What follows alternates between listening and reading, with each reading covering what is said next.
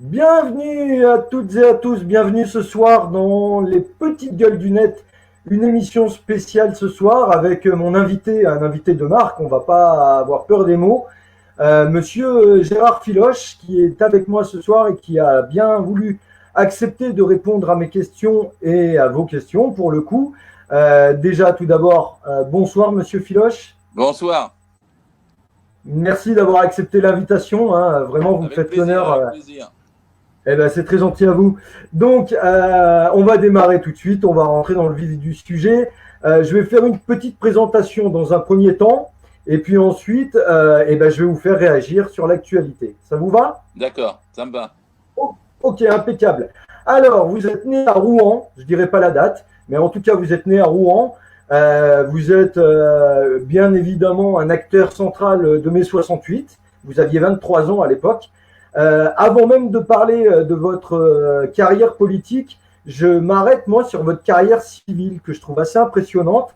Vous avez été respectivement moniteur de colonie, facteur, conducteur de train, manutentionnaire, chauffeur-livreur, maître auxiliaire, prof de philosophie, journaliste, ouvrier du livre, contrôleur du travail au début à la formation professionnelle, ensuite inspecteur du travail à partir de 1985, c'est vrai? Oui, Ok. oui, oui. D'abord dans Vous en avez le oublié un domaine peu, de mais c'est pas grave. ça, J'ai fait j'oublie pas moi. à peu près 12 métiers pour pouvoir survivre. Je suis un fils d'ouvrier et il fallait bien que je gagne ma vie pour faire mes études. Voilà. Non, mais en tout cas, ça m'a impressionné pour ma part, je vous le dis honnêtement. Donc, dans l'inspection du travail, vous avez d'abord débuté dans l'agriculture de 87 à 89 et ensuite sur Paris, d'abord au 3e arrondissement et 2e arrondissement jusqu'à 2010, hein, c'est bien ça? C'est ça. Ok. Et ensuite, alors sur la partie plus politique, bien évidemment, vous avez intégré respectivement le Parti communiste français de 1963 à 66, les Jeunesses communistes révolutionnaires de 66 à 69, la Ligue communiste de 69 à 74, la Ligue communiste révolutionnaire de 74 à 94, 20 ans, et le Parti socialiste de 94 à 2018. Et aujourd'hui, vous êtes fondateur de votre propre parti qui s'appelle la Gauche démocratique et sociale. C'est bien ça? Absolument, bien vu. Et Voilà, ça fait cofondateur, parce 55 que ans, 55 ans de militantisme environ. Ma première carte à la CGT était en 1963 quand j'étais coursier au Crédit Commercial de France. Et je suis resté au JCR et à l'LCR environ une trentaine d'années et au Parti socialiste pendant 23 ans. ouais, ça fait une belle carrière, que ce soit civil ou politique, honnêtement, c'est assez impressionnant. On le dit jamais assez, et moi je voudrais insister sur ce point particulièrement. Vous êtes également cofondateur d'SOS Racisme. Oui, Voilà, et ça, c'est vrai que les gens, quand on parle de vous, le savent pas forcément, aussi surprenant que oui, ça et puisse paraître. puis c'est parce que j'ai animé pas mal d'organisations de masse dans ma vie. Au début, c'était les comités Vietnam. Ensuite, ça a été les comités Chili. Ensuite, ça a été SOS Racisme. Et j'ai tout le Mhm. temps été parallèlement un syndicaliste et membre de la CGT depuis 55 ans, quoi. Ouais, donc en tout cas, une chose est sûre, c'est que vous êtes fidèle à vos convictions. Ça, on va pas dire le contraire. Ouais, j'étais membre Alors, d'Attaque également depuis sa fondation et de Copernic, dont j'étais un des cofondateurs à l'époque. d'accord. Alors, par contre, là où vous aviez raison, c'est qu'il faut retourner le portable. C'est moi qui vous ai induit en erreur. Là, on a un abonné qui me dit que vous êtes à l'horizontale. Donc, revenez à l'horizontale comme vous étiez au départ. Comme Je vais vous ça? dire après. Je suis désolé, c'est un problème technique. Ça peut arriver, mais c'est aussi le direct. Est-ce que ça va mieux? Nador, peux-tu nous répondre, s'il te plaît? Comme ça, on pourra rentrer après dans le vif du sujet et que ça soit confortable pour tout le monde. Alors, attendez, je vais regarder. Normalement, j'ai un petit décalage entre mon studio et l'image, mais normalement, ça devrait être bon. Alors, je vais vous dire ça tout de suite. Et voilà, vous êtes repassé à l'endroit, c'est magnifique. Bon, bah tout va bien. Très bien. Alors, eh ben, on va attaquer tout de suite par les questions que je voulais vous poser, hein.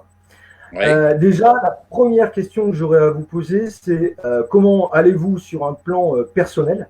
Parce que je rappelle quand même, malgré tout, que vous faites partie des populations à risque liées à votre âge. Je ne voulais pas en parler, mais c'est une vérité vraie. que les gens comme vous ont plutôt tendance à être triés actuellement. Donc, je voulais savoir comment vous alliez et savoir comment vous viviez votre confinement. Alors, merci de prendre de ma santé. J'ai eu une embolie pulmonaire le 4 janvier dernier. J'ai 74 ans et donc je suis une cible pour le virus. Alors, je me planque pour l'éviter. Donc, j'ai été soigneusement confiné, ce qui pour moi n'est pas une grande pénibilité parce que ça me permet d'être 8 heures par jour devant mon ordinateur et le reste devant mes livres préférés. Donc, en vérité, les journées passent très, très vite. Et le seul problème, c'est de ne pas pouvoir faire des grandes promenades en forêt ou dans la nature et de ne pas voir la mer. En fait, je rêve, pour tout vous faire confidence, d'un plateau de fruits de mer sur la jetée à Étretat. Eh bien, écoutez, on ira ensemble, hein, parce que j'adore les fruits de mer Ouais, pour le coup. Donc, volontiers. Bon, voilà, ça c'était la première question que je voulais vous poser parce que c'est vraiment important de prendre soin des uns des autres, je trouve, surtout en Mais cette oui, et puis il faut période-là. prendre soin de tous ceux qui nous écoutent. Tout le monde doit se protéger. Hein. C'est pas le capitalisme qui nous protégera. Hein. Et c'est pas Macron non plus. D'accord. Bon, ça va en revenir un petit peu plus tard dans le sujet, hein, je vous avoue. Alors, justement, pour en revenir au Covid, par rapport à la situation que traverse la France actuellement, notamment sur le fond de polémique qu'on connaît tous, hein, à savoir le manque de moyens. Alors, j'aime pas utiliser le terme de moyens, je préfère parler de consommables, si je peux me permettre, en parlant de masques notamment, ou de surblouses ou de gants, et le manque de tests également. En sachant qu'hier, Le Monde a révélé quand même que la France a détruit entre 2011 et 2020 un nombre considérable de masques qui ont été brûlés, puisque je rappelle qu'en 2011, on avait 1,4 milliard masques en stock, et qu'à l'heure d'aujourd'hui, on en a 117 millions. Les chiffres parlent d'eux-mêmes. Quelle est votre réaction par rapport à ça? Oh bah, le gouvernement actuel et le gouvernement précédent, il faut savoir quand même que Macron est au pouvoir depuis 8 ans. Il était secrétaire adjoint à l'Élysée, il était ministre de l'économie en 2015 quand il décide de supprimer le nombre de lits le plus important de notre histoire dans les hôpitaux. Et donc, en fait, c'est une impréparation globale. C'est pas la question qu'ils aient brûlé des masques, c'est le problème qu'ils les aient pas remplacés. Il aurait fallu 2 milliards de masques. Hein. Et c'est ce qu'il nous faut aujourd'hui. Et non seulement ils ne les ont pas remplacés, mais ils n'ont pas compris qu'il fallait les remplacer. Et ils ont sous-estimé toutes les préparations. Pourquoi l'ont-ils fait? Bon, parce qu'ils étaient particulièrement aveugles et incompétents, encore que. Mais c'est surtout à cause de leur orientation budgétaire. Leur volonté était de dépenser le moins possible pour la protection sociale, donc aussi le moins possible pour la santé, pour les hôpitaux, et leur ambition était aussi de bloquer les salaires de tous ceux qui étaient dans les services publics. Et donc, tout ça a abouti à cette catastrophe. C'est une vraie catastrophe. Ils ont, je n'ai pas peur de le dire, du sang sur les mains. Parce qu'il y a des dizaines de milliers de gens qui ont été malades. Peut-être on aurait pu en éviter la moitié. Et en tout cas, parmi les décès, il y a eu des tris qui ont été faits, faute de respirateurs et faute de préparation dans les hôpitaux. Et les soignants étaient en nombre totalement insuffisant. Et puis, il n'y a pas que les masques. Il y a les tests. Et même, on peut rentrer dans les détails. Pour faire les tests aujourd'hui, c'est peu connu, mais la France manque d'écouvillons. Vous savez, ce petit instrument qui permet, avec un petit bâton et du coton au bout, coton-tige, d'explorer pour faire le test. Eh bien, il n'y en a pas assez. Il n'y a pas assez de blouses. Il n'y a pas assez de pousse-seringues. Il n'y a pas assez de respirateurs. Il n'y a pas assez de médicaments pour les anesthésies, de curares. Il n'y a pas assez, de façon générale, de lits. Et donc, ils ont été obligés, ce qui était incroyable dans un pays comme le nôtre, d'envoyer des gens par TGV dans d'autres régions ou par avion. Il y avait 15 hélicoptères qui partaient de Paris pour emmener les gens dans d'autres départements, tellement leur imprévoyance avait été totale et leur volonté de faire l'austérité budgétaire était dominante. Et donc, ils ont dépensé plus. C'est ce qui est absurde chez ces gens, c'est qu'ils prétendent faire des économies et en fait, ils coulent l'économie. Et ils dépensent plus parce qu'ils n'ont pas voulu le prévenir. Et l'affaire des masques remonte à longtemps. Sous Marisol Touraine, Macron et Hollande, ils avaient déjà fait les choix d'économiser. Et depuis, évidemment, ça s'est révélé. Ils ont menti en plus. Ils ont essayé de dire que ce n'était pas nécessaire, qu'il n'en fallait pas, avant de constater et de dire qu'il en fallait et de les rendre obligatoires, ce qui est un tête à queue incroyable. Mais tout ça, c'est de la politique. Hein. C'est pas de. des individus Ouais. seulement, ce sont des gens qui pensent comptable avant de penser humain. Et comment vous expliquez, vous qui connaissez le domaine politique vraiment de l'intérieur, on va dire, euh, le gouvernement reçoit une alerte, on va dire dès janvier. Euh, Visiblement, Madame Buzyn, pardon, déclare attention, ça va nous arriver dessus, il faut annuler les municipales, il faut qu'on fasse marche arrière, et elle fait une alerte quelque part. On ne peut pas lui enlever ça. Comment expliquez-vous qu'il n'y ait eu aucune mesure d'anticipation prise à ce moment-là? Et pour la même raison fondamentale, c'est que leur choix était de passer par-dessus le danger que représentait une pandémie depuis longtemps. Il y a des chercheurs, hein, Jérôme Canard, il s'appelle comme ça, le chercheur à Marseille, qui a fait un très bon article au début de la pandémie, pour expliquer que lui, il avait, avec d'autres, découvert le coronavirus en 2008 et qu'ils avaient fait des notes sur notes, mais que les budgets de recherche qui leur avaient été affectés ne permettaient pas de chercher.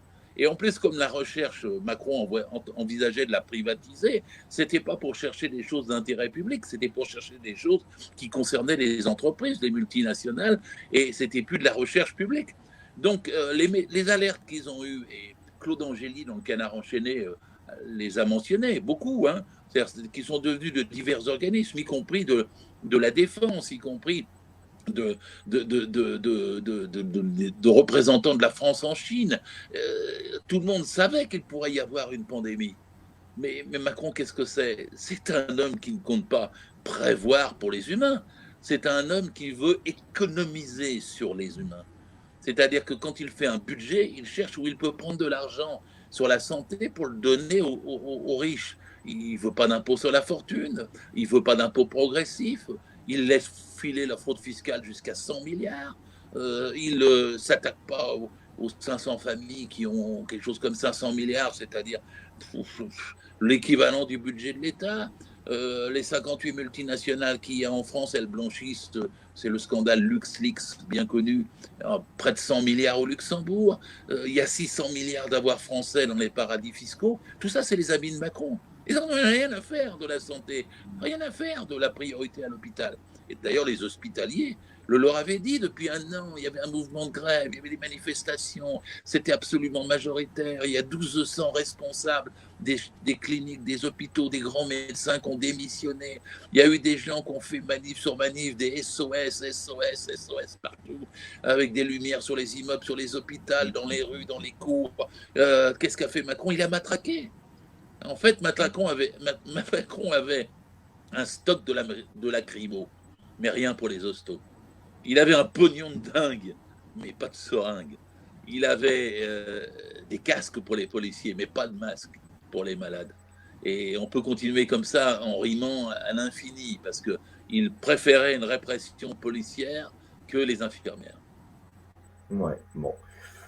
Je partage un peu votre sentiment. Et puis, pour étayer vos propos, je rappelle quand même qu'il y a 39 milliardaires en France qui cumulent en richesse personnelle 277 milliards d'euros, pour être tout à fait précis dans les termes. Voilà, juste pour étayer ce que vous venez de dire. La troisième question, je connais certainement déjà la réponse, mais quel est votre avis là concernant le déconfinement du 11 mai et notamment le retour à l'école des enfants? Alors, quelle est la question autour du 11 mai de façon générale? C'est la question d'un choix entre, je dirais, le fric et la santé, entre le pognon de dingue et l'intérêt des populations. Et depuis le début, les libéraux sont écartelés entre les deux. Vous avez le libéral en chef mondial qui s'appelle Trump. Lui, il a dit pas de confinement, mourrez.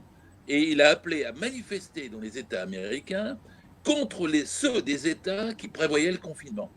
Et les fanatiques pour Trump avaient des affiches, des pancartes sur le thème confinement égale communisme.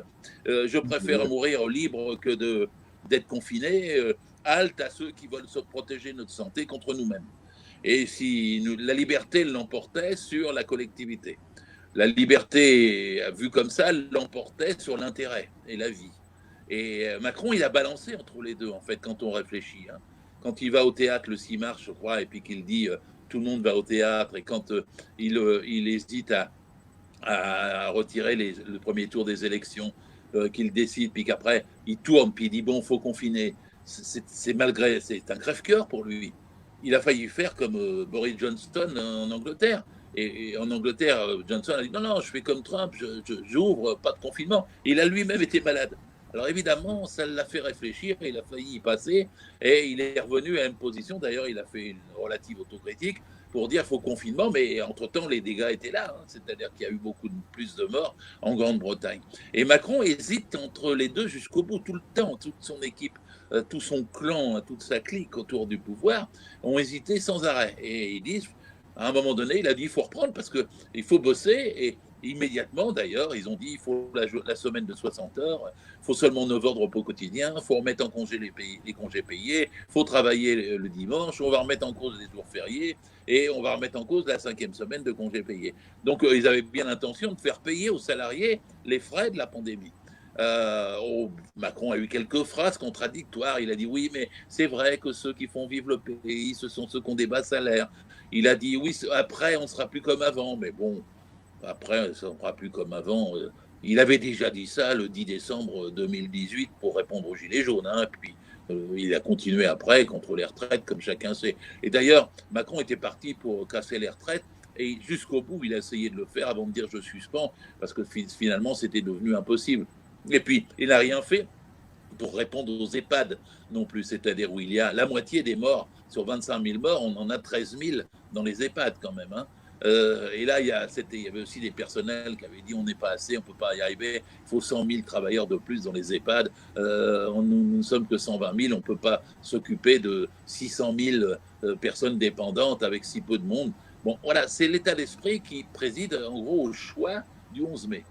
Et le 11 mai, moi je dirais, faut peut-être sans doute, je ne sais pas dans tous les cas reprendre, mais il ne faut pas reprendre sans garantie. Hein, c'est comme après une grève, on ne reprend pas aux conditions du patron. Et ben là, c'est aussi comme après une guerre. Et ben, on ne se fait pas rouler pas une deuxième fois par les marchands d'armes. Et donc le 11 mai, ce qu'il faut, c'est que les salariés, parce que c'est eux qui sont aux avant-postes, et il y en a qui y sont restés toujours, hein, les caissières, les éboueurs, les livreurs, les soigneurs, les ambulanciers, les routiers, etc. Tous ceux qui ont un bas salaire, qui ont fait tourner le pays, on a vu que c'était eux qui faisaient vivre le pays, c'était pas les actionnaires. Hein. Les actionnaires, on les a pas vus pendant toute cette période-là. Mais donc, il faut mettre des conditions à la reprise. Et les conditions, c'est que la santé, l'hygiène, la sécurité soient absolument garanties. Et il y a une manière de garantir, hein, vous savez, c'est de donner des masques gratuits à tout le monde. Parce que dans les autres pays, ça se fait. Pourquoi ça ne se ferait pas en France? Il y a eu une spéculation sur les masques, puisqu'ils étaient raréfiés. Et la spéculation fait qu'ils ont augmenté de 1100%.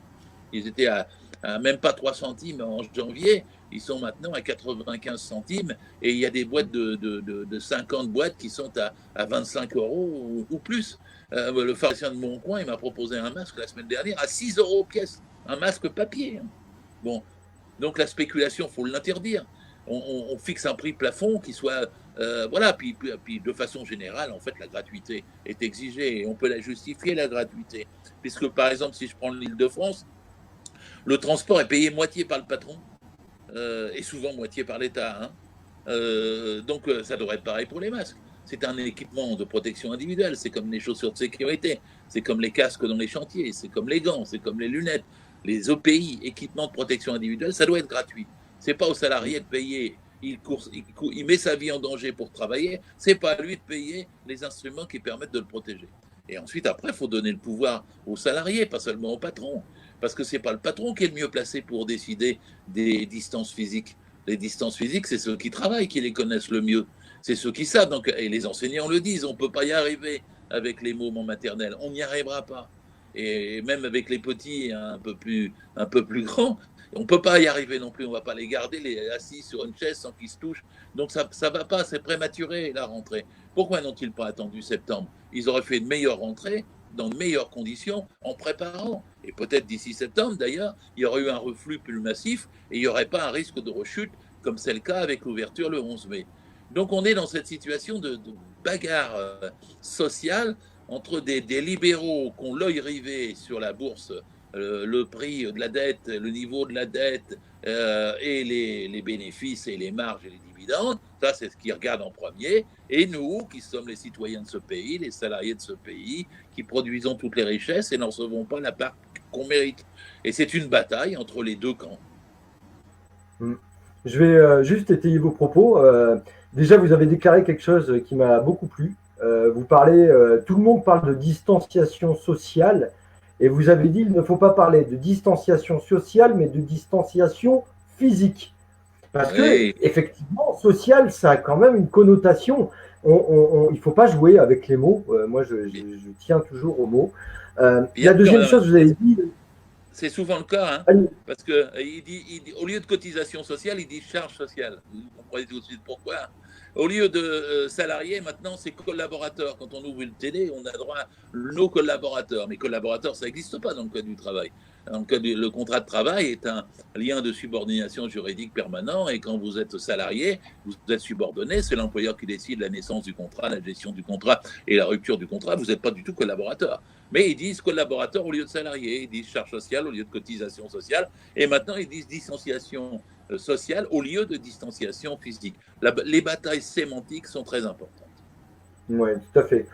Pour étayer aussi par rapport à ce que vous avez dit, Boris Johnson au début avait misé sur l'immunité collective.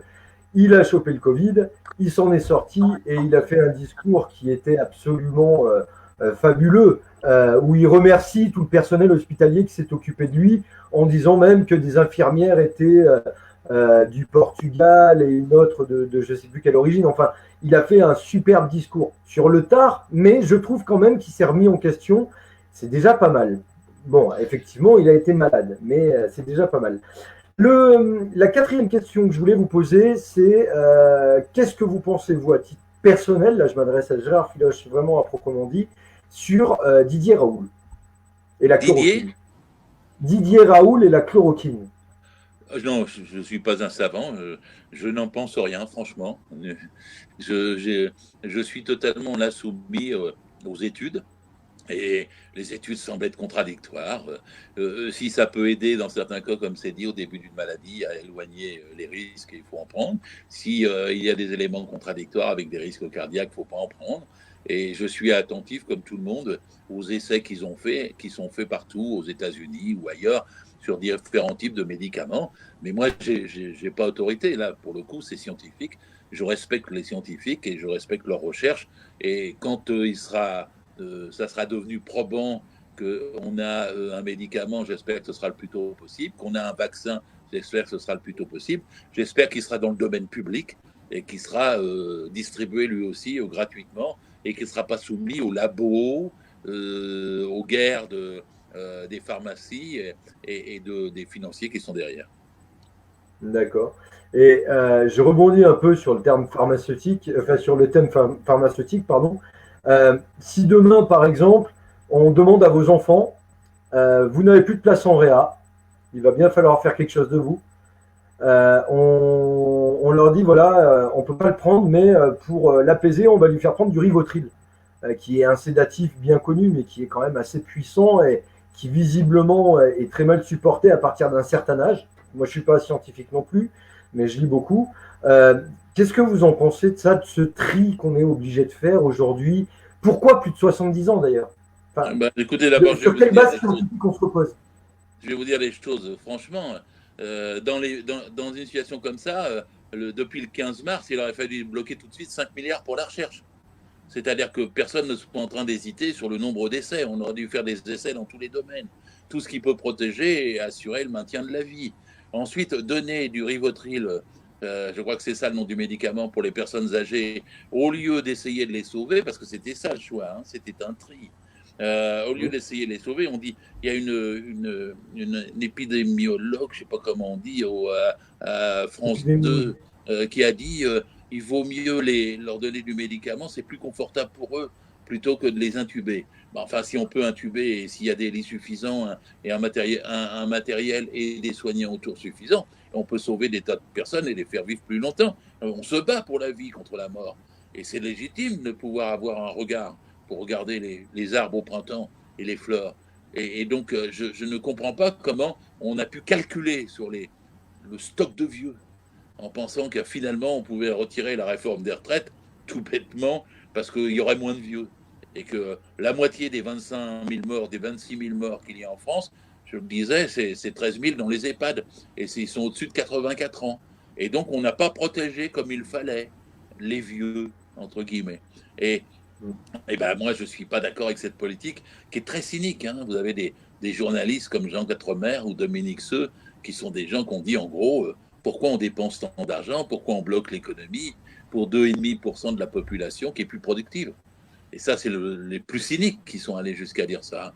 Christophe Barbier aussi a dit des choses comme ça. Et vous avez quelques journalistes américains qui se sont spécialisés dans la chasse aux vieux, disant on ne bloque pas l'économie pour les vieux.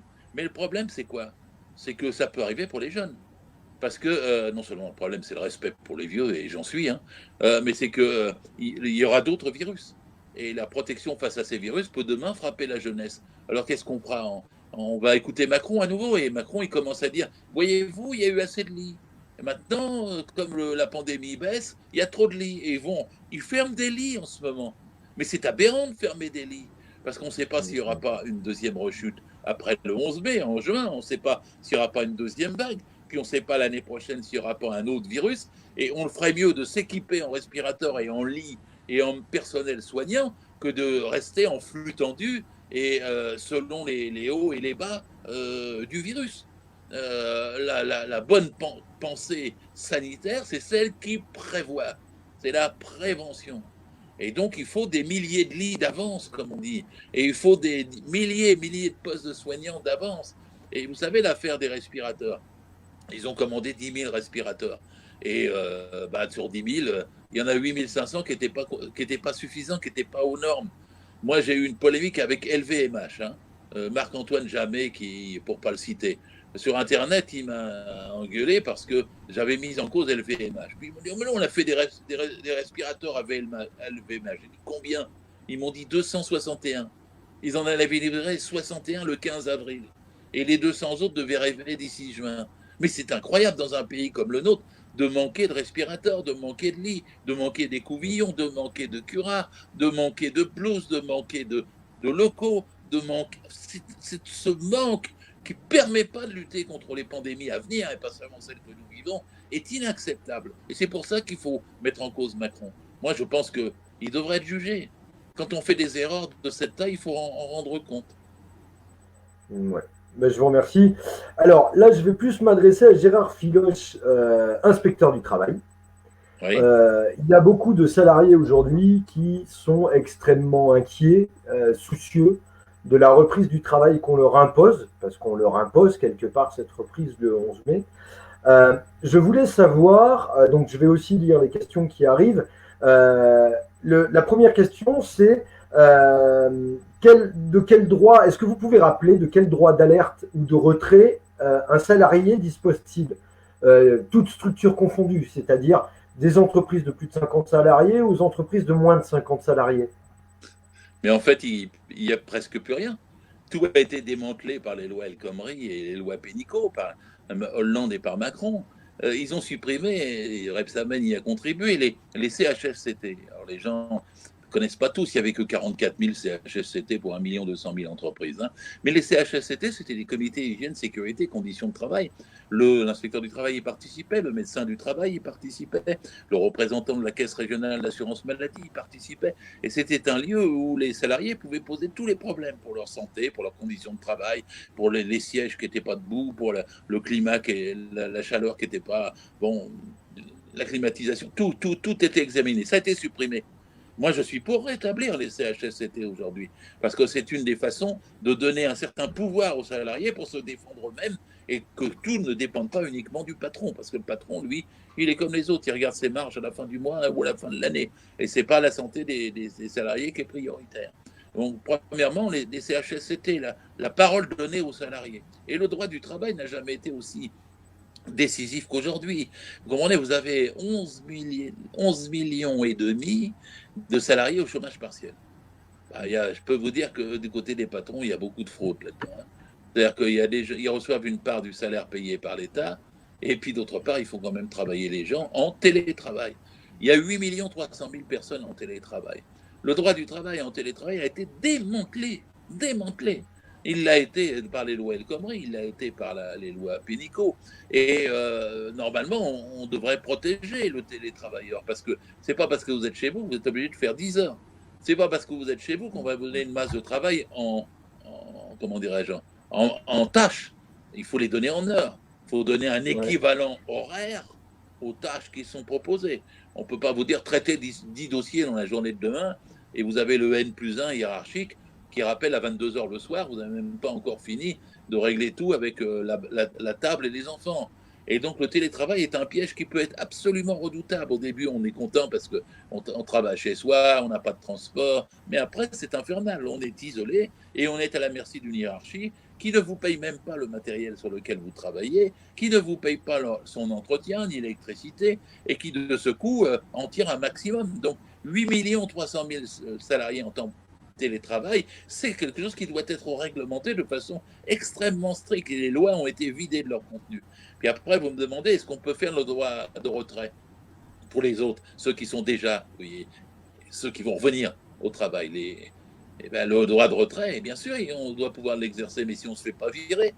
Alors, le patronat peut virer à tout moment. C'est contester le droit de retrait. Il l'a contesté partout, à la SNCF ou n'importe où, ou pour les femmes de ménage. D'ailleurs, j'ai un collègue, Anthony Smith, qui est inspecteur du travail.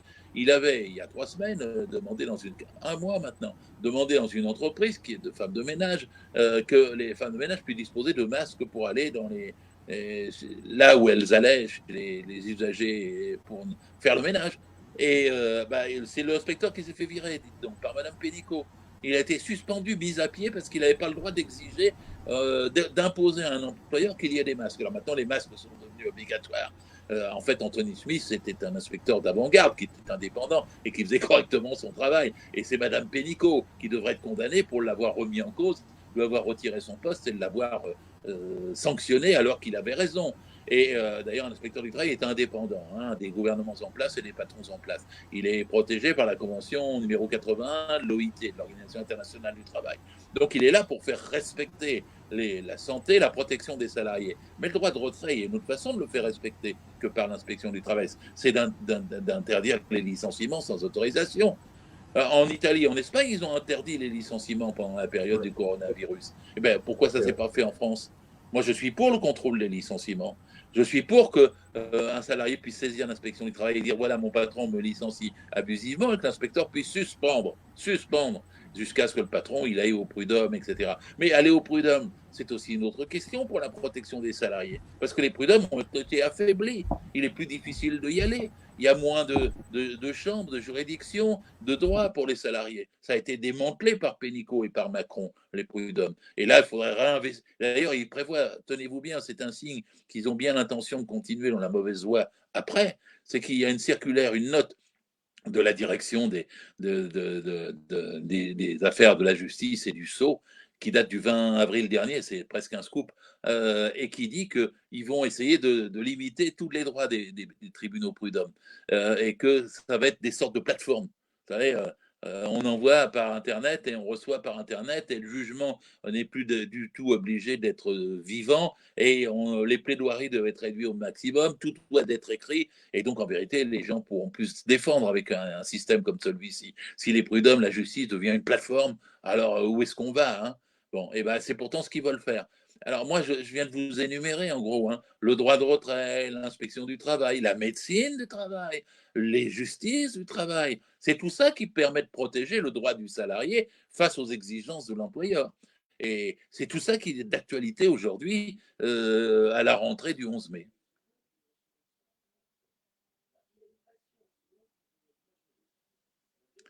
Oui.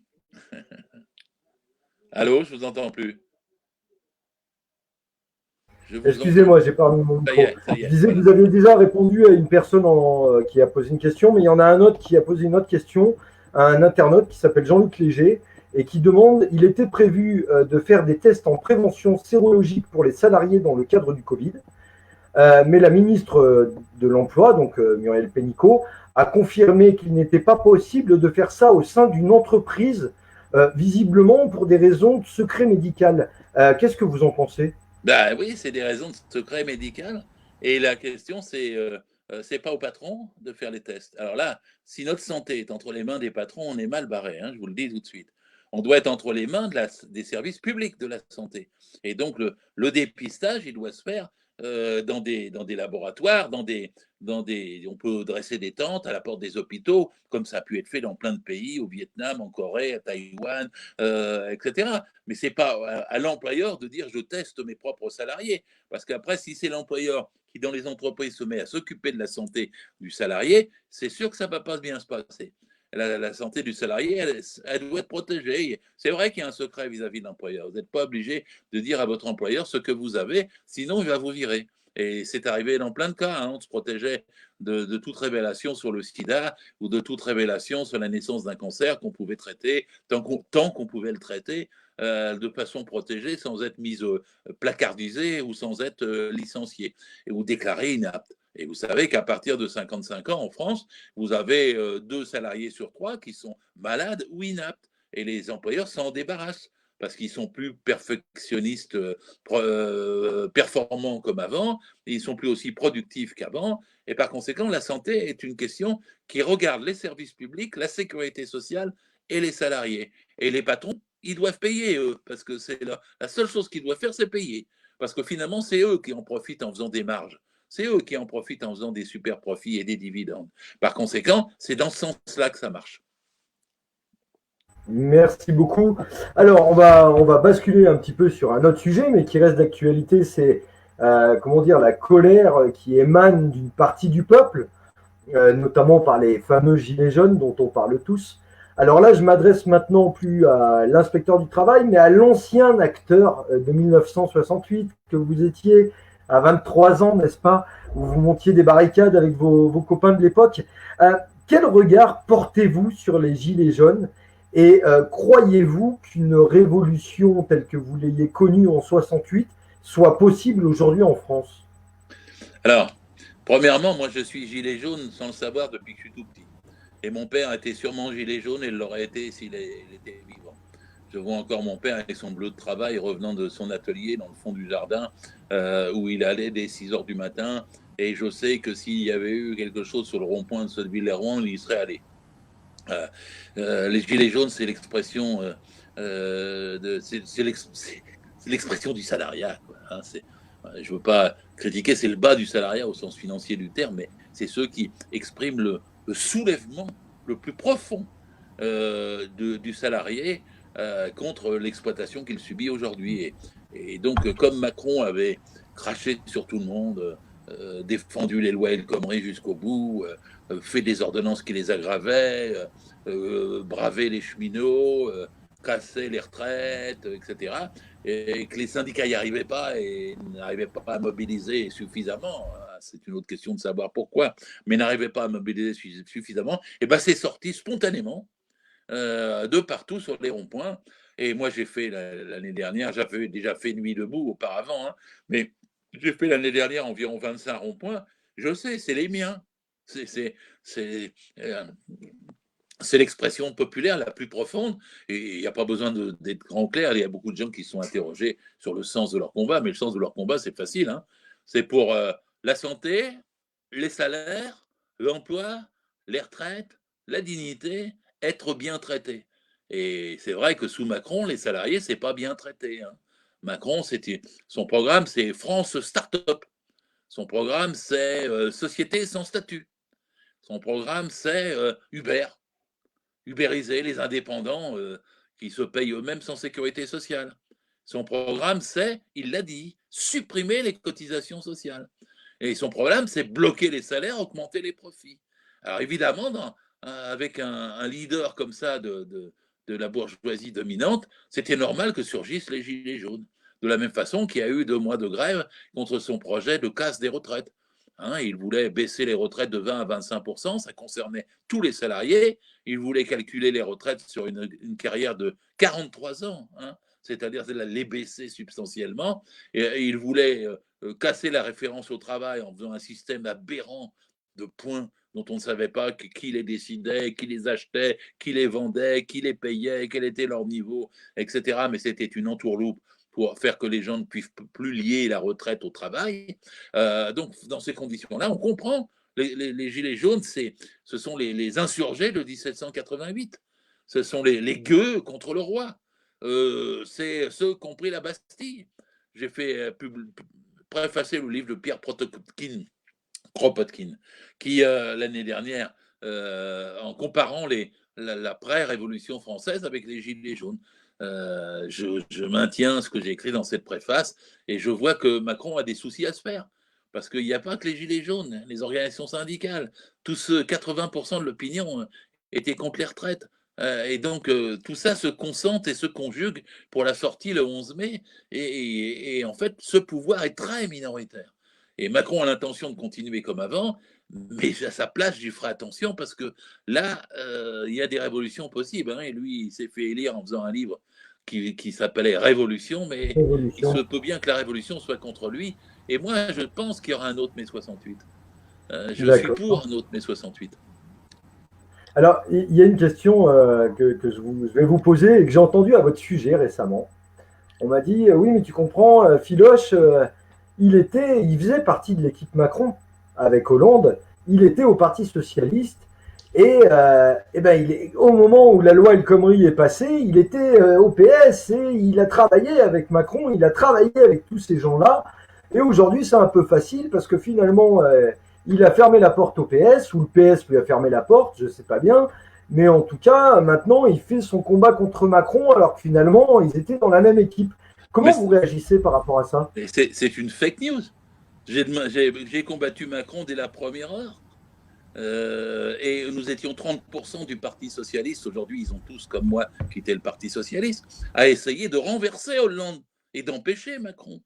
Moi, j'ai fait une pétition, j'étais membre du bureau national du Parti Socialiste, j'ai fait une pétition pour la démission de Macron dans l'été 2015. Écoutez-moi bien, 2015. J'ai été le premier à écrire un livre critique détaillé contre la loi El Khomri. J'ai fait les 14 manifestations contre la loi El Khomri. J'ai fait plus de 150 meetings dans toute la France contre la loi El Khomri. J'ai écrit des centaines d'articles, j'ai fait des centaines de vidéos contre la loi El Khomri. Et j'ai réussi à monter pratiquement avec d'autres, je ne suis pas le seul, mais une gauche socialiste qui s'opposait dans le Parti socialiste. Vous ne savez peut-être pas, mais le Parti socialiste, ce n'est pas un bloc, loin de là. C'était 5, 6, 7, 8 sensibilités. Et il y avait une gauche qui refusait tout à fait ce que faisait Hollande. Hollande a trahi la gauche et le Parti socialiste. Hollande voulait se débarrasser du Parti socialiste. Si vous lisez le livre de Davé et l'homme qui raconte les propos d'Hollande quand il était président, ce qu'un président n'aurait pas dû dire, vous verrez que dès 2015, Hollande ne voulait plus du Parti socialiste. Pourquoi n'en voulait-il plus? Parce que nous exigions qu'il ne se représente pas. À la direction du Parti socialiste, en janvier 2016, j'ai demandé à ce que Hollande s'écarte. Il a fallu que je me batte pendant 1 an pour qu'il ne se présente pas. Et quand Valls s'est présenté à sa place, nous l'avons battu, balayé. Il a été écarté. Et donc, d'un certain point de vue, nous avons gagné et perdu à la fois notre bataille, hein, parce que nous sommes battus à l'intérieur, il y en a d'autres qui sont battus dehors. Ceux qui sont battus dehors n'ont pas fait mieux que nous, hélas. C'est-à-dire que moi, j'envisageais qu'on conjugue les efforts d'une poussée dans le Parti socialiste qui deviendrait majoritaire en appui avec tout le reste de la gauche, le Parti communiste, les Verts, pour pouvoir gagner et imposer une autre petite politique contre Hollande. Bon, on y est arrivé en partie pas, quoi. Et finalement, les médias ont versé, ils étaient tellement inquiets à l'époque qu'ils ont versé 16 millions d'euros à Macron et ils ont fait 301 de journaux en 2016 et 2017 pour le promouvoir et l'imposer contre nous. Donc, ceux qui disent des choses comme ça ne sont pas informés. Ils ont qu'à lire mon blog. J'ai un blog qui est ouvert depuis 2009. Ils ont qu'à lire mon blog.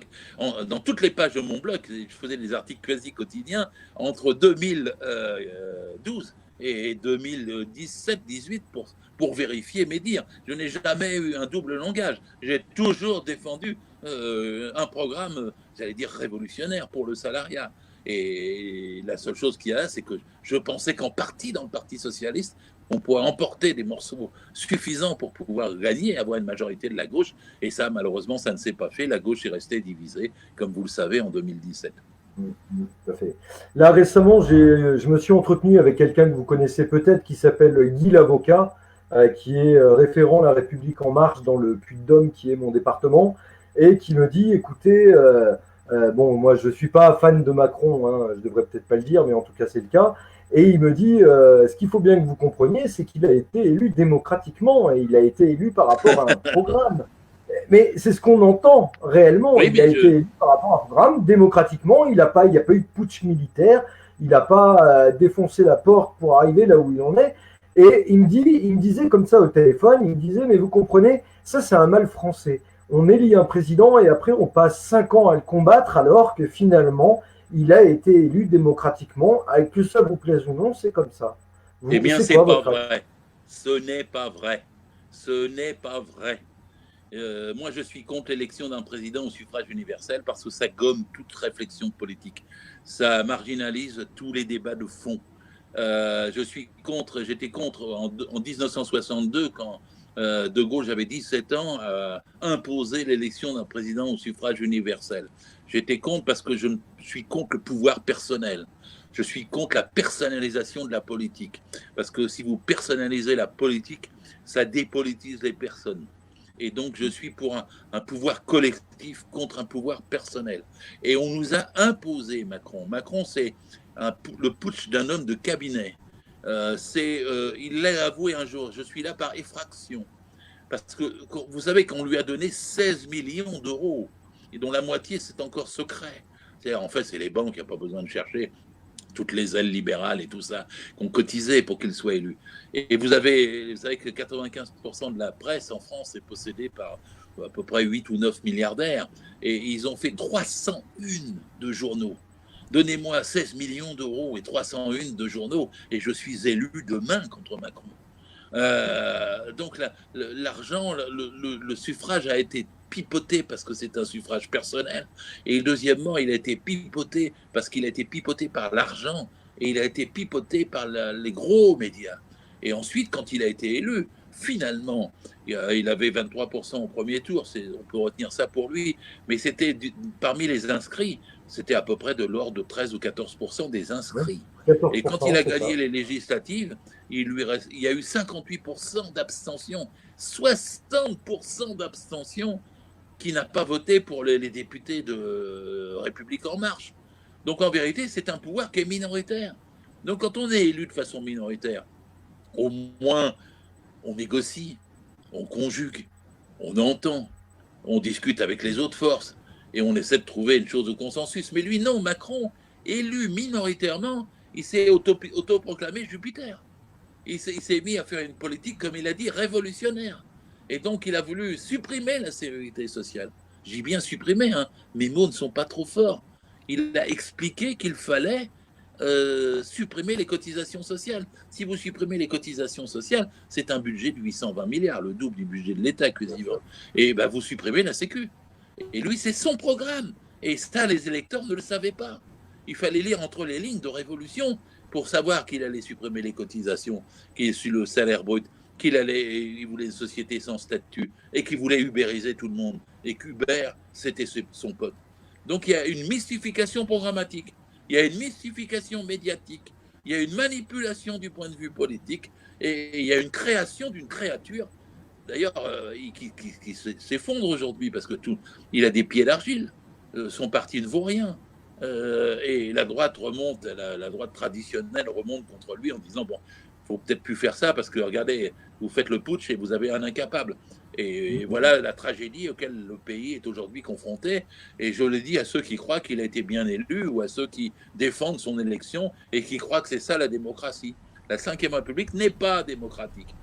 Il faut, comme dans les autres pays, supprimer l'élection au suffrage universel d'un président. Ce n'est pas une élection où on peut faire de la politique, c'est une élection où on truque la politique. Et il faut un parlement puissant, c'est avec des députés contrôlés, contrôlables et révocables. Il faut des petites circonscriptions pour que les gens puissent aller voir le député en lui disant ce que tu fais là n'est pas bien. Il ne faut pas faire comme Macron qui voudrait 250 députés et au lieu de 577. S'il réduit le nombre de députés, qu'il les réussissait, eh ben, ça serait comme aux États-Unis. Vous auriez des gros notables qui seraient tout puissants, qui imposeraient ce qu'ils veulent aux maires, aux départements, aux préfets et tout ça. Et nous aurions une situation encore plus antidémocratique. Macron, c'est une forme de recherche de totalitarisme. Quand il défend les positions de Hayek et de Friedman, ce sont des gens, des économistes ultra, on se nourrit Thatcher et Reagan, et ce sont des gens qui disent nous préférons l'autorité que le laxisme. Nous préférons la politique autoritaire que la démocratie. Si vous venez d'expliquer à votre manière le fameux c'est notre projet, le notre projet, puisque c'est quand même cette image marquante de la campagne présidentielle d'un candidat à cette époque-là, pas d'un président mais d'un candidat, vraiment transcender totalement, les bras ouverts, un peu comme une incantation divinatoire. Et je pense que vous venez d'expliquer en substance ce qu'il y avait derrière. On est d'accord? Et je l'ai fait dans un livre qui s'appelle Macron ou la casse sociale. Ce livre a été bouclé en novembre 2017. Et j'annonçais enfin, ce qu'allait être la catastrophe de Macron. J'analysais ses racines. Moi, j'ai pris la peine de lire en détail son livre, Révolution. Et j'ai bien compris qu'il s'agissait d'une contre-révolution. Et j'ai dénoncé à temps, mais vous savez ce que c'est les médias, c'est pas moi qui donne la parole en premier, hein, et c'est pas sur mon livre qu'ils se sont jetés. Et pourtant, ce livre, je fais pas de la pub pour moi, c'est de la pub pour les idées, c'est pas moi, j'ai rien à faire de. Mais ce livre, il vaut la peine d'être recherché quand vous en trouvez, hein, Macron ou la casse sociale. Ben, voilà, faites-vous de la pub, on est là pour ça aussi. Après, par rapport à ce que vous disiez, hein, j'étaye toujours un petit peu, mais c'est vrai qu'aujourd'hui, 90% des médias sont détenus par des milliardaires. On retrouve notamment des Drahi, des Niel, des Lagardère, des Vincent Bolloré, bon, des personnes quand même qui font aussi partie un peu du clan Macron en termes de soutien idéologique. Hein, ils ne sont Bien pas sûr, capables de le dire d'ailleurs. bien sûr, mais c'est eux qui l'ont fait. Télé Drahi, Télé Bouygues, Télé Bolloré, Télé Lagardère, Télé Dassault, et sont des Télé Macron. Ouais, c'est voilà. C'est vous qui le dites, c'est pas moi. Moi, je fais que citer en fait ce qui est factuel hein, pour le coup. La neuvième question, qui est une question très importante par les temps qui courent. Actuellement, bon, on a tous vu le Brexit en Grande-Bretagne, l'Italie qui vient de faire quand même pression en disant attention, on va organiser bientôt certainement un référendum pour statuer sur la sortie de l'Europe de l'Italie. Est-ce que vous êtes pour ou contre l'Europe? Ah, moi, j'aime l'Europe. De Victor Hugo à Léon Trotsky. Je ne pense pas que le socialisme peut être dans un seul pays. Je ne pense pas qu'on puisse gagner en France seulement sans avoir l'appui, la participation et la mobilisation des salariés italiens, des salariés espagnols, des salariés allemands. Il faut un internationalisme et par conséquent, il faut des solutions internationales et si on s'appuie sur les nations pour lutter, on doit, dans la lutte, dépasser les nations. Je répète bien ma formule, hein, on s'appuie sur les nations pour lutter, mais en luttant, on dépasse les nations, sinon on n'aboutit pas. J'ai toujours méprisé l'idée d'un socialisme dans un seul pays, qui était une idée stalinienne, et je suis pour un socialisme démocratique. D'abord, s'il n'y a pas de démocratie, il n'y a pas de socialisme. S'il n'y a pas de socialisme, il n'y a pas de démocratie. Je dis ça pour expliquer quelle est ma conception de l'Europe, après avoir fait cette profession de foi, parce qu'en même temps, je suis contre l'Union européenne. Moi, j'ai voté contre Maastricht, j'ai voté contre le traité constitutionnel européen, j'ai même fait 100 meetings et une campagne, alors que j'étais au Parti socialiste à l'époque. J'avais obtenu 42% des voix du Parti socialiste pour le non au traité constitutionnel européen. C'est-à-dire que les institutions de l'Europe actuelle ne sont pas les miennes. C'est le capitalisme qui dirige l'Europe. Hein. L'Union européenne, c'est le capitalisme. Bruxelles, c'est le capitalisme. La Commission européenne, c'est le capitalisme. Donc, je suis anticapitaliste. Maintenant, comment renverser l'Europe capitaliste pour venir à une Europe sociale? Eh ben, je vous le dis, c'est en luttant, nous qui sommes français, contre Macron. Je suis pour le Macronxit. Macronxit. Dehors Macron. Parce que Macron, il est parfois plus ultra que les ultras de l'Europe. Et dans la situation actuelle, si on veut sauver l'Europe, il faut défendre la solidarité en Europe contre le virus. Il faut défendre les échanges, les protections, la santé partout en Europe contre le virus. C'est pas, le virus, il n'en a rien à foutre des frontières. Hein. Le virus, il n'est pas individualiste. Le virus, il n'est pas nationaliste. Le virus, il attaque tous les humains où qu'ils soient. Et d'ailleurs, j'observe que la réaction actuelle au virus dans la planète, et en Europe, c'est valable, bien sûr, c'est qu'il y a eu 4 milliards d'humains confinés. vous vous rendez compte, on n'a pas encore tout compris là-dessus. 4 milliards sur 7 milliards d'humains ont été confinés. Et si je remonte aux pandémies précédentes, ça n'était jamais arrivé. La grippe espagnole de 1918-1919 aurait, dit-on, fait 50 millions de morts. Mais à l'époque, elle était restée secrète. Et on la niait. On disait il n'y a pas de grippe, alors que les gens en mouraient partout. Encore plus tard, en 1957, il y a eu la grippe dite asiatique. Elle aurait fait plusieurs millions de morts, et des centaines de milliers en Europe. Eh ben, personne ne s'en souvient. Moi, j'avais 12 ans, je ne me souviens pas qu'il y avait eu une alerte. Et en 1969, par exemple, il y a eu une grippe de Hong Kong qui est arrivée, il y a eu 100 000 morts en France. On ne s'en souvient pas non plus.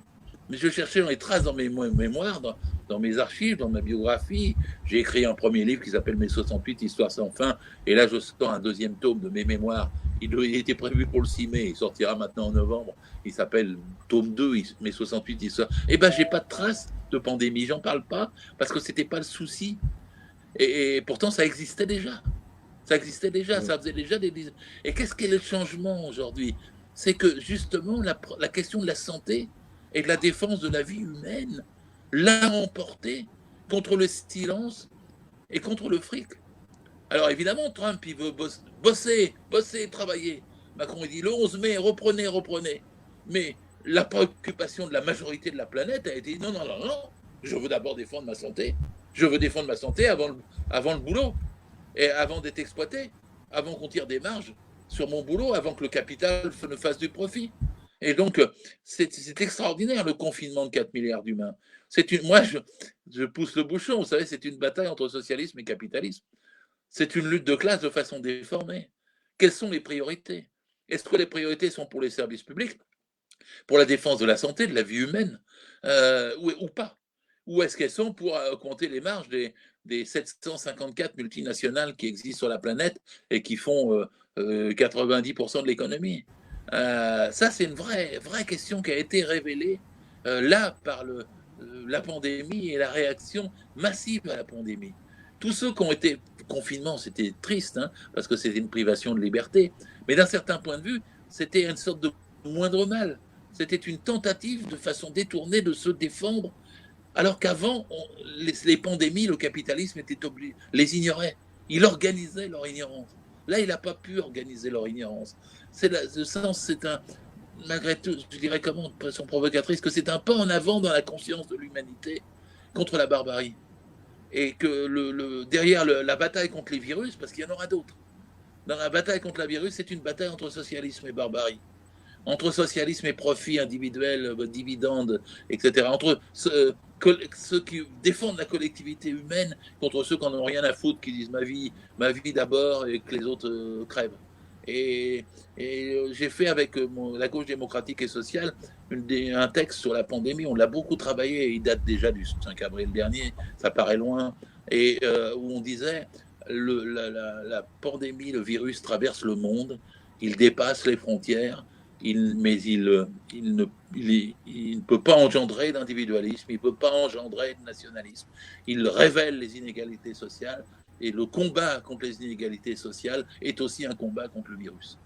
Je ne sais pas si je résume, je fais trop de philosophie, vous m'excuserez. Non, vous avez bien répondu, il n'y a aucun problème. Alors après, bon, il y a beaucoup de partisans du Frexit. Alors, certains disent que si on sortait de l'Europe, en tout cas dans l'État, ça entraînerait tout de suite une dévaluation de la monnaie d'environ 50%, avec un risque de guerre civile lié à l'appauvrissement de la population, parce que on serait dans une crise financière de toute façon qui semble inexorable déjà dans l'État. Ce qui sous-entendrait qu'on n'aurait plus d'aide sociale, plus de CAF, etc., etc. Les bourses, parce que les bourses sont justement décorrélées. Ça, c'est un catastrophisme que je ne partage pas. Au contraire, je me bats pour qu'il y ait un partage des dettes et une annulation des dettes. C'est-à-dire que, par exemple, l'Europe elle-même a été, quoique capitaliste, elle est secouée. Donc, ils sortent un chèque de 1500 milliards d'euros. Bon, c'est insuffisant. Je vous donne quand même des éléments de comparaison. Le budget de la France, c'est 470 milliards. La protection sociale en France, c'est 820 milliards. 1500 milliards au niveau européen pour 27 pays, 26 pays, c'est insuffisant. Mais ils sont obligés quand même de concéder 1500 milliards. Après, se sont disputés. En Allemagne, ils sont disputés, mais 1500 milliards, qu'est-ce qu'il va les payer, etc. Et là, il y a eu des gens qui l'ont emporté en partie, qui ont dit, mais de toute façon, on ne peut pas payer, mais on ne peut pas ne pas verser les 1500 milliards. Alors là, il y a une cour de justice allemande qui a mis en cause le gouvernement Merkel en disant, oui, mais qu'est-ce que va devenir la monnaie dans tout ça, et la BCE peut-elle verser 1500 milliards? Et évidemment, les Italiens, les Espagnols et les Français peuvent trouver que c'est tout à fait insuffisant. Alors les Pays-Bas disent, non, non, non, non, non, non, c'est trop déjà. Donc cette dispute est intéressante, en fait, parce que c'est une dispute très politique. Il faut en fait un budget européen plus fort. Il faut en fait pas 1500 milliards, il faut le double ou le triple. Et qu'est-ce qui va gérer ça? Est-ce que c'est des banques privées ou est-ce que c'est les États? Moi, je suis pour que ce soit des banques étatiques, c'est-à-dire que la BCE verse directement aux États, sans passer par des banques privées. Et donc, en vérité, la question, c'est de la reprise en main par les États, c'est-à-dire par les élus des peuples, du financement des conséquences de la pandémie. Et donc, qu'est-ce qu'il faut prôner aujourd'hui? Il faut prôner aujourd'hui qu'il y ait des coronavirus bonds, si vous voulez, qu'il y ait un investissement, parce que qu'est-ce qui compte au sortir de la pandémie? L'économie, elle n'est pas ruinée. On n'est pas comme après la guerre de 1945. La guerre de 1945, notre économie était détruite, là, elle n'est pas détruite. Tout peut repartir. La seule chose, c'est les banques. Donc, il faut bien mettre en accusation les banques. Il faut leur faire cracher le fric. Ce n'est pas le moment de payer des dettes, c'est le moment de supprimer les dettes. Les 4 principales banques françaises, elles ont 8 000 milliards d'actifs. Écoutez bien ce chiffre, ceux qui m'entendent, 8 000 milliards d'actifs. Hein, c'est-à-dire 16 fois le budget de l'État. Pourquoi l'État rembourserait-il des dettes à ces banques-là? C'est des banques qui ont le siège en France, qui ne vivent que de l'économie française. Il faut donc au contraire les faire payer. Si à un moment il faut les faire payer, c'est ça. Normalement, il devrait y avoir une grande banque publique. C'est-à-dire, en vérité, la banque publique d'investissement, ça devrait être la principale banque en France. Et l'argent devrait aller là. Et on devrait pomper de l'argent. C'est-à-dire faire des traites, des tirets. C'est-à-dire, en fait, la dette, elle ne sera jamais payée. Alors, il y en a qui parlent de dette centenaire. J'aime bien ça. C'est pour dire, on la recule dans 100 ans. Moi, j'aime bien ça. Ça veut dire que la dette n'existe plus. Mais si la dette n'existe plus, il ne faut pas payer les intérêts de la dette. Donc, c'est le moment où il faut tirer un trait sur la dette. Il y a des événements politiques internationaux comme la pandémie qui le justifient, et en Europe aussi. Et donc, c'est une bataille européenne, ce n'est pas une bataille de Français, d'Italiens, d'Allemands, de Suisses, d'Espagnols, etc. C'est une bataille d'humains. Par-delà les frontières, annulons la dette. Et cette dette, nous ne la payons jamais. Et les grandes banques, les grandes puissances économiques ont tant accumulé, qui possèdent 80 fois le produit du commerce mondial en liquidité, en actifs, en spéculation, en paradis fiscaux, etc. C'est à elles, il faut les vider. Et ça a une importance parce que pour les PME qui nous écoutent, les petits patrons, les moyens patrons, etc., qu'est-ce que c'est leurs ennemis? Ce n'est pas les salariés, ce n'est pas le salaire. L'ennemi du petit et du moyen patron, c'est la banque. C'est la banque qu'il faut faire payer. Si le salarié doit se défendre contre le patron en défendant ses droits, et le patron doit se défendre contre les banques en défendant son entreprise. Et il faut exiger que les banques payent. Il faut exiger qu'ils payent cette pandémie. Et là, ce n'est pas du tout la vision de Macron, de Le Maire et tout ça. Hein. Le Maire s'enhardit, il a trouvé de l'argent, il dit je vais mettre 500 milliards sur le tapis, mais sur 500 milliards, 300 milliards de caution pour les prêts, mais sur les 300 milliards, il n'y a que 25 milliards pour les salaires et le chômage partiel. Le reste, ça va aller essentiellement aux grosses entreprises. Alors je sors un chèque de 6 milliards pour Renault et de 7 milliards pour, pour aviation, Airbus. Ah bon, on peut faire des chèques de 6 milliards à Renault ou de 7 milliards pour Airbus? Mais là, pourquoi on ne met pas tout de suite 7 milliards pour l'hôpital? Pourquoi on ne met pas tout de suite 5 milliards pour la recherche? Pourquoi on ne met pas tout de suite 100 milliards pour garder les salaires à 100%? Parce que vous savez, quand les gens sont en chômage partiel, qu'ils n'ont que 84% de leur salaire, eh ben, ils ne consomment pas. Hein, parce qu'une fois que les factures sont payées, il ne reste plus grand-chose. Et qu'il faut augmenter les salaires. Il faut donner 300 € pour tous aux hospitaliers. Et donc, en vérité, ce dont nous parlons, c'est une occasion de réorienter l'économie. Bon, évidemment, ne demandez pas aux capitalistes de se suicider. Donc, c'est à nous, par le mouvement social, d'imposer ce que je suis en train de dire. C'est pas Airbus, hein, si je peux me permettre, c'est Air France, les 7 milliards. C'est Air France, oui, pardon. Non, non, pas de mal. Par contre, vous avez dit un chiffre qui vient de vraiment me sauter aux yeux, excusez-moi. Vous avez parlé de 8 000 milliards d'actifs des banques. Oui, bien sûr. Et je parle de 4 banques françaises. Les 4 plus 8 grosses 000 banques en milliards France, d'actifs. 8 000 milliards d'actifs, bien sûr. C'est incroyable. Enfin, je rappelle quand même à ceux qui nous écoutent que la dette française est d'environ, parce qu'elle évolue à des rythmes complètement effrénés, hein. On est à 115% du PIB à l'heure actuelle, mais elle doit être autour de 2700 milliards d'euros de dette. Donc vous êtes en train de Oui. nous dire que les banques possèdent 8 000 milliards d'euros, 4 banques françaises posséderaient 8 000 milliards d'euros d'actifs, et que nous avons une dette nationale de 2800, allez, on va extrapoler un peu, mais 2800 milliards d'euros, c'est bien ça. Oui, mais faites bien attention à 2200 milliards, 2300, c'est le PIB, produit intérieur brut, c'est une année. Et c'est vrai que on était à 100%, on avait un PIB de retard, quoi. Et là, on va passer à 115% d'un PIB. On va monter, c'est vrai, à 2006, 2007 ou 2700. Mais c'est pas beaucoup. C'est pas beaucoup. C'est un, un État doit avoir des dettes. Un État qui n'a pas de dette, c'est un mauvais État. L'État, c'est normal, c'est pas un ménage. Il est là pour investir. Chaque fois qu'il met quelque chose pour créer des lignes ferrées nouvelles, développer le fret, enfin des services publics, la santé, il investit en positif. Parce que si vous mettez plus d'argent pour la santé et les hôpitaux, vous aurez moins à payer des TGV pour déménager les gens qui sont malades en hélicoptère entre Paris et la province. Tout ce qui est investi dans la prévention n'est pas une dépense, c'est une économie pour le futur. Donc en vérité, l'État doit avoir des dettes. Il a des dettes et les dettes qu'il a, c'est pas énorme.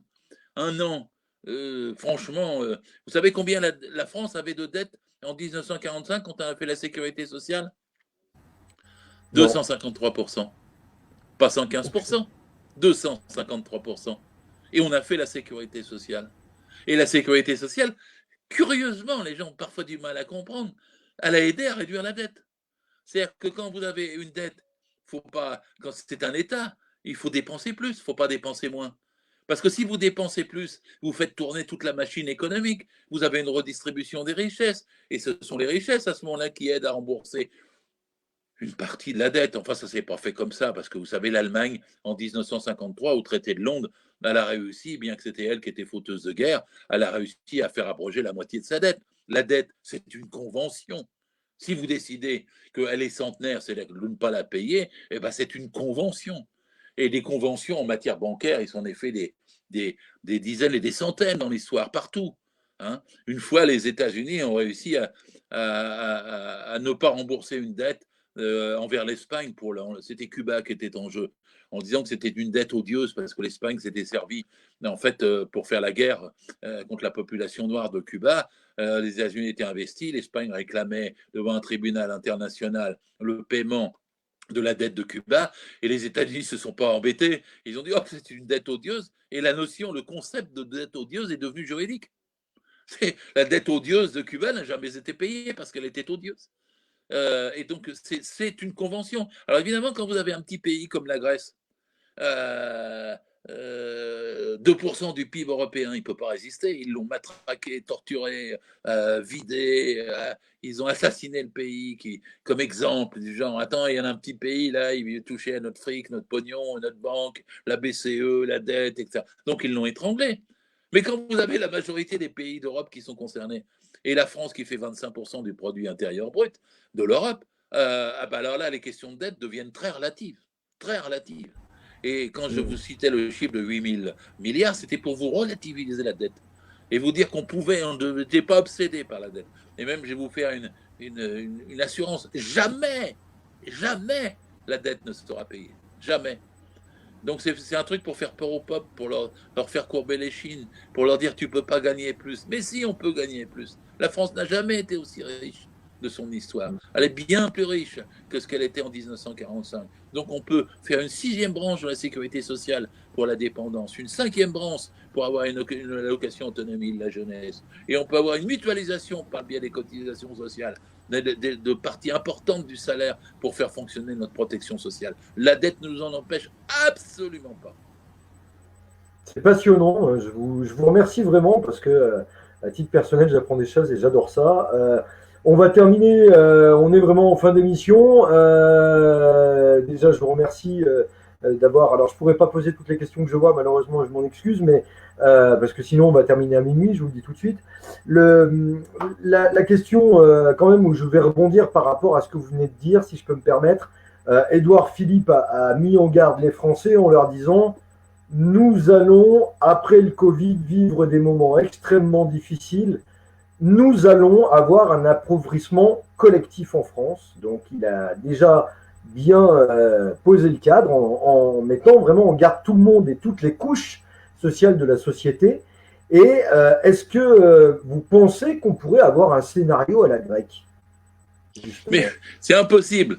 La France, c'est 25% du PIB européen, la Grèce, c'était 2%. Donc, c'est impossible de comparer la France et la Grèce. Nous aurions, par contre, si nous avions été au pouvoir et si Hollande n'avait pas été un traître, nous aurions pu défendre mieux la Grèce. Bon. Deuxièmement, Édouard Philippe, il dit qu'il va avoir des difficultés. Oui, j'espère qu'il sera battu au Havre.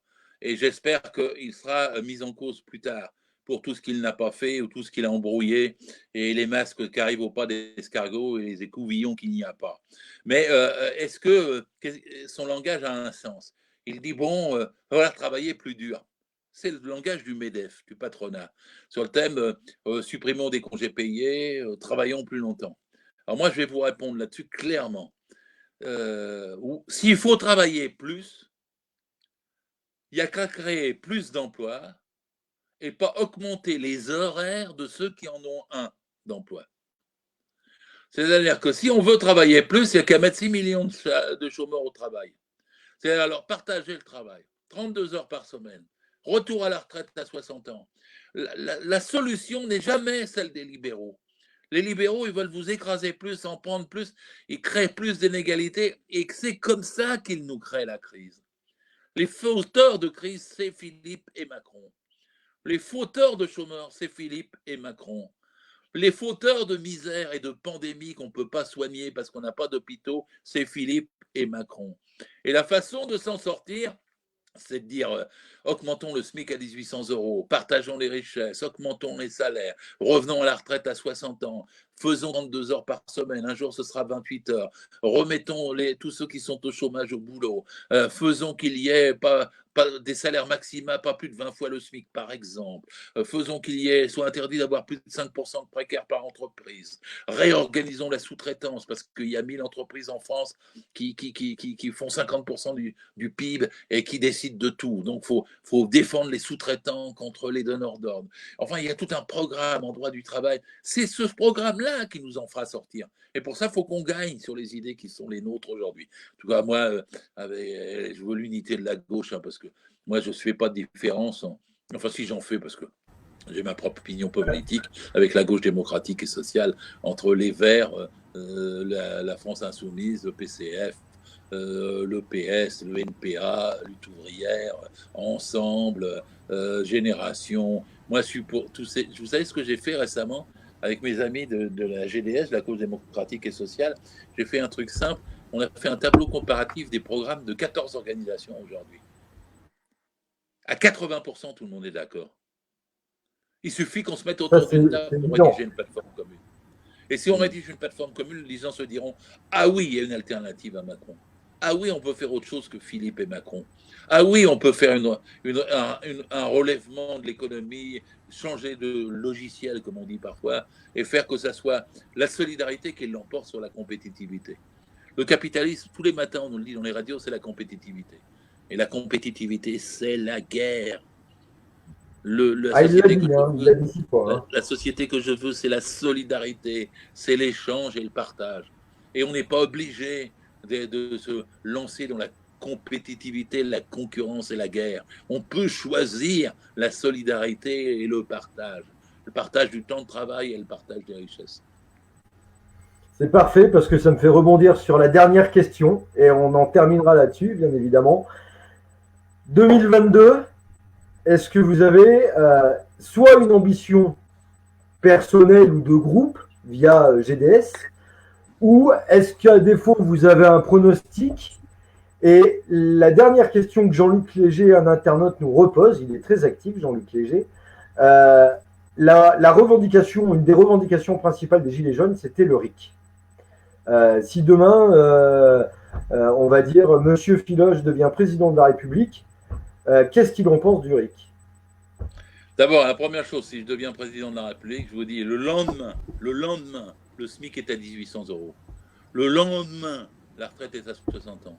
Le lendemain, la durée du travail est à 32 heures. Le lendemain, il y a un salaire maximal à 20 fois le SMIC. Et le lendemain, on fait un programme de transition écologique dans lequel il y aura le rétablissement du fret par le rail, dans lequel il y aura la diminution de la pollution parce que ça ne sera plus le tout autoroute. On aura des choix qui seront faits pour qu'il y ait d'abord une défense de l'environnement, des modes de vie, et on fera une relocalisation des industries essentielles, on fera une souveraineté alimentaire parce qu'il n'y a pas besoin d'aller chercher loin pour avoir à manger, et puis c'est pas bien d'aller chercher loin, puis c'est pas bien d'avoir des médicaments qui sont fabriqués loin. On fera une autre type d'économie qu'on essaiera de faire partager aux salariés italiens, allemands, espagnols, portugais. Et si je suis au pouvoir, le lendemain, on fera une redistribution des richesses. Et après, on fera une chose, on fera une constituante. Et on dira, il y en a assez. On mettra 1 an ou 2 ans. Il y aura une discussion dans tout le pays. Et dans la constituante, j'aurai des idées. Il y aura le référendum d'initiative locale. Il y aura la possibilité de trancher pour les projets locaux ou pour des questions nationales d'envergure. Il y aura, par exemple, si on doit changer sur les retraites, ça pourra être soumis à référendum. Donc, il y aura un référendum. Mais aussi, il y aura des élus à tout niveau. Parce que les élus, ce n'est pas le problème des élus, c'est le problème du contrôle des élus. On a 650 000 élus en France. Moi, je suis pour 1 million d'élus. Je suis pour respecter les communes. Small is beautiful. Je suis pour respecter, et je suis pour qu'il y ait des élus dans les conseils d'agglomération et que ça ne soit pas non élu. Je suis pour que les départements soient maintenus parce qu'il faut des petites unités. Et je défends ça contre les grandes super régions qu'ils voulaient faire. Et je suis pour qu'il y ait 1000 députés à l'Assemblée nationale, pour que les circonscriptions soient petites et que chaque électeur puisse rencontrer son député sur le marché. Je suis pour qu'il y ait un système démocratique où les élus soient à la proportionnelle, pour que ça représente toutes les sensibilités. Je suis pour qu'il y ait un système démocratique où les élus soient révocables et où il y ait un contrôle. Et la notion de contrôle des électeurs sur les entreprises, sur les élus, sur le système politique devrait rentrer dans une constituante. Et j'espère, si je suis élu, qu'on fera cette constituante en 1 an, 2 ans, et qu'on aura un nouveau système 1000 fois, 100 000 fois plus démocratique que celui que nous connaissons. Et si les élus sont révocables, contrôlables, s'ils sont choisis parmi les gens ordinaires et qu'ils représentent bien ceux qui vivent, ceux qui travaillent, ça n'est plus l'élite, ça n'est plus la technocratie, ça n'est plus l'oligarchie, eh bien c'est un nouveau régime social et socialiste. C'est ça pour moi le socialisme. C'est pas la direction du Parti socialiste. Le socialisme, c'est le partage des richesses à chacun selon ses capacités. Et un jour, on aura la société de l'abondance et ça sera le partage selon les besoins. Et ça sera le communisme. C'est loin, pareil, parce que le socialisme et le communisme sont des idées neuves. Il n'y a jamais eu de socialisme et de communisme dans le monde. Et par conséquent, c'est à bâtir. Et je vous donne les pistes pour le bâtir. Mais pour ça, il faut d'abord virer Macron. On est obligé de passer par ce système. Ça se fait de 2 façons. Il faudrait qu'il y ait des manifs de 3-4 millions de gens en France.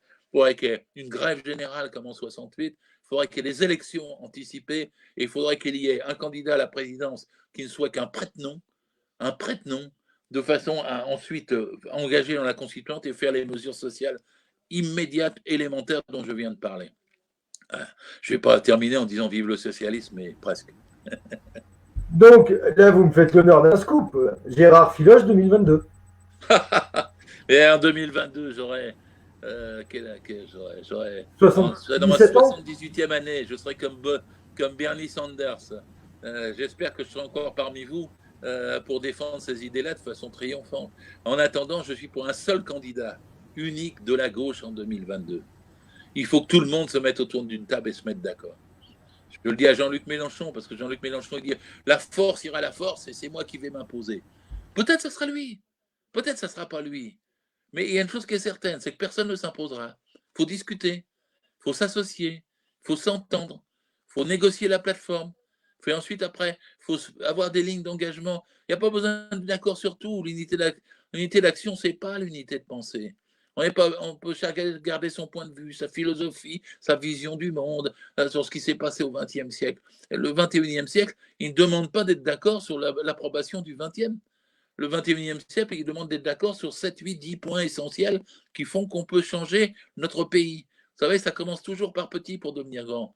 La Révolution française, ce n'est pas ceux qui rêvaient de la République qui l'ont faite. C'est les femmes qui sont allées chercher le pain à Versailles. Et il faut commencer par donner des choses dans l'assiette des gens. Parce que quand on est libéré des obligations immédiates de la recherche de la fin du mois, alors on peut être libéré des pensées dominantes et on peut imaginer un monde nouveau, social et partageur.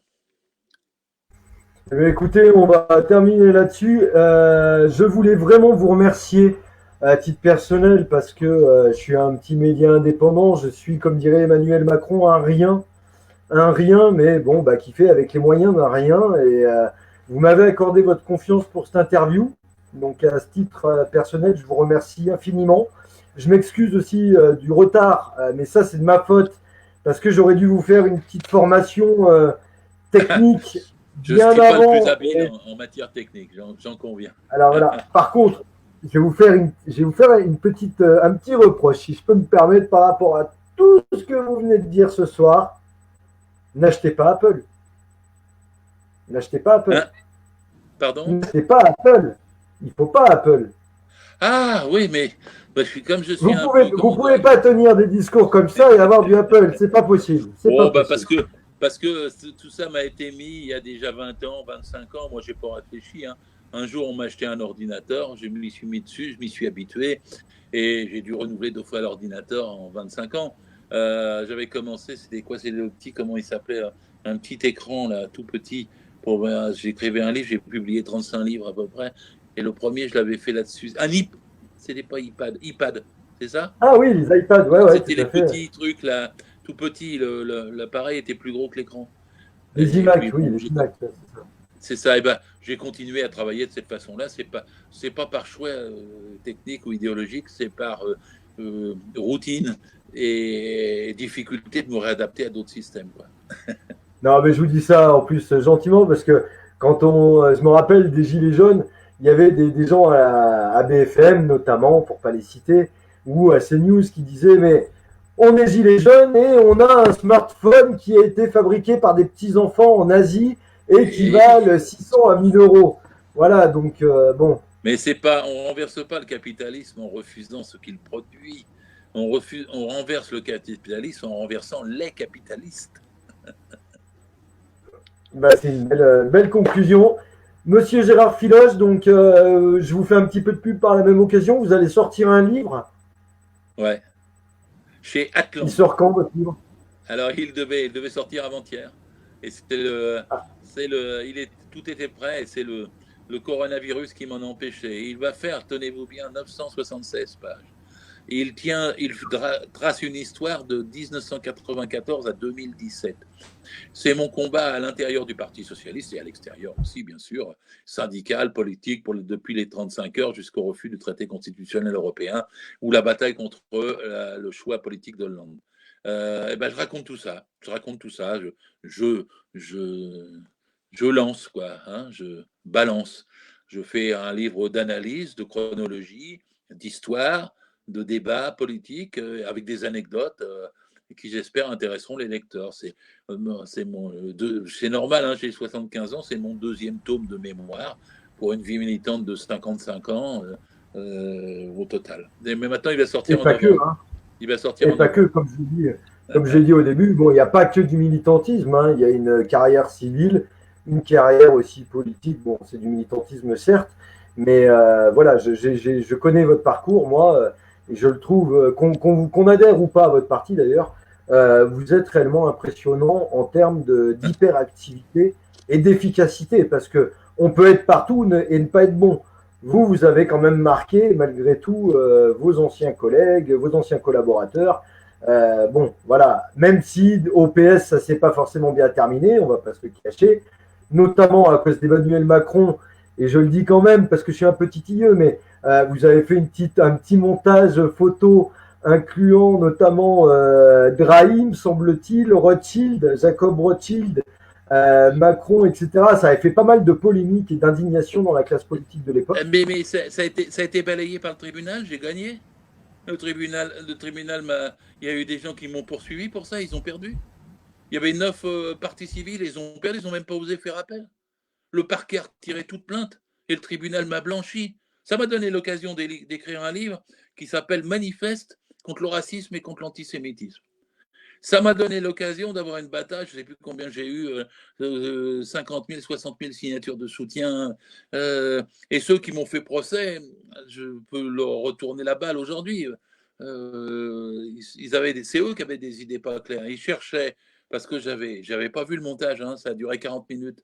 Je l'ai retiré dès que j'ai compris, parce que c'était le dessin, le montage était vraiment un montage pas visible. Et quand je l'ai compris, j'ai retiré au bout de 40 minutes en m'excusant. C'est une erreur de manipulation. J'ai fait 250 000 tweets dans ma vie. J'en ai retiré aucun. Sauf celui-là, parce que justement, il n'était pas défendable et que c'était une erreur de manipulation. Et donc, il y a encore des gens pour m'en parler aujourd'hui. Mais je leur dis, c'est Epsilon, je m'en fous, c'est fini. Personne ne croit une seule seconde dans ma vie que j'étais antisémite. Toute ma vie est là. D'ailleurs, tous ceux qui m'ont attaqué ont cherché. Ils n'ont rien trouvé. Et pour cause, quand les juifs sont attaqués, je suis juif. Voilà. Après, pour que les gens comprennent bien, parce que nous, on voit l'image, mais pour que les gens comprennent bien, en fait, il s'agit de Monsieur Macron, qui est habillé, on va dire, un peu comme un officier allemand, accompagné de Drahi, Jacob Rothschild, et la troisième personnalité, c'est aidez-moi, puisque c'est vous qui l'avez faite en plus. Mais oui, mais j'ai oublié, je m'en fous de ça, j'ai oublié.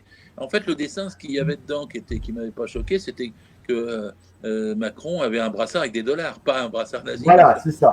Macron n'est pas un nazi, c'est Thatcher, Macron. Ça n'a rien à voir.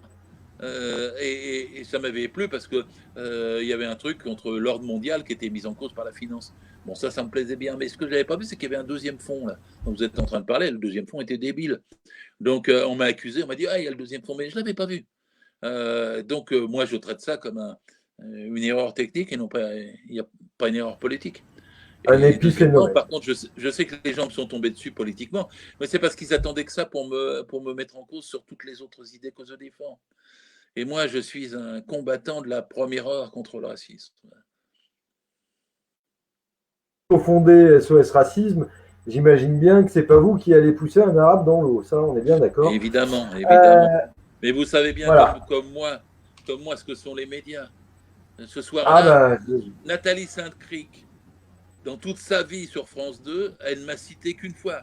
Pas parce que je défendais le Code du travail, pas parce que j'avais une position sur le traité constitutionnel européen, pas parce que j'avais été en solidarité sur le Vietnam ou sur le Nicaragua ou sur Cuba. Non, elle m'a pas cité pour ça, elle m'a cité pour ce tweet.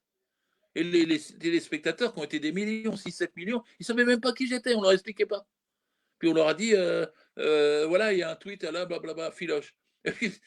D'ailleurs, il y a des tas de gens qui m'ont appelé, qui ont pris contact avec moi, qui m'ont dit, mais on ne croit pas une seule seconde que c'est ce truc. Comment osent-ils? Effectivement, comment ont-ils osé? Je n'ai pas encore la réponse, ou plutôt je le sais trop bien. Les capitalistes sont sans pitié avec des gens comme moi qui se battent contre eux. Bon, et ben au moins un média indépendant, purement citoyen, financé par la sueur de ses bras, comme on dit, et l'huile de coude, vous aura permis aussi de rétablir un petit peu les choses parce que c'est utile. Je sais qu'on vous voit très peu à la télévision et c'est souvent des choses que je me demande d'ailleurs. Mais bon, ça c'est un autre débat. Je pense que vous l'avez expliqué. Je vous remercie infiniment, Monsieur Gérard Filoche, d'avoir bien voulu participer à l'émission. Pour ce qui est des auditeurs, donc merci d'avoir suivi cette émission. Les petites gueules du net reviennent bientôt avec une émission spéciale sur le marché de l'énergie que je prépare comme un forcené pour que vous compreniez tous comment fonctionne le marché de l'énergie en France, qui produit l'énergie, qui la transporte, qui la distribue, qui la fournit, comment ça arrive au consommateur final, comment décoder une facture d'électricité et de gaz, quelles ont été les ouvertures du marché à la concurrence, notamment aux particuliers depuis 2007, avec les évolutions tarifaires, et vous expliquer ce qu'était, et ce qui est toujours, mais pour pas longtemps, la péréquation tarifaire. Voilà. Donc le but, c'est aussi de vous donner des armes pour bien choisir où vous devez prendre votre contrat d'électricité et gaz sans avoir peur d'être arnaqué, ce qui est malheureusement le cas actuellement dans beaucoup de foyers. Voilà. Monsieur Gérard Filoche, merci à vous. Et puis à bientôt. C'est moi. Au revoir. Au revoir à tout le monde. Et prenez soin de vous. Oui. Hop, allez, c'est parti.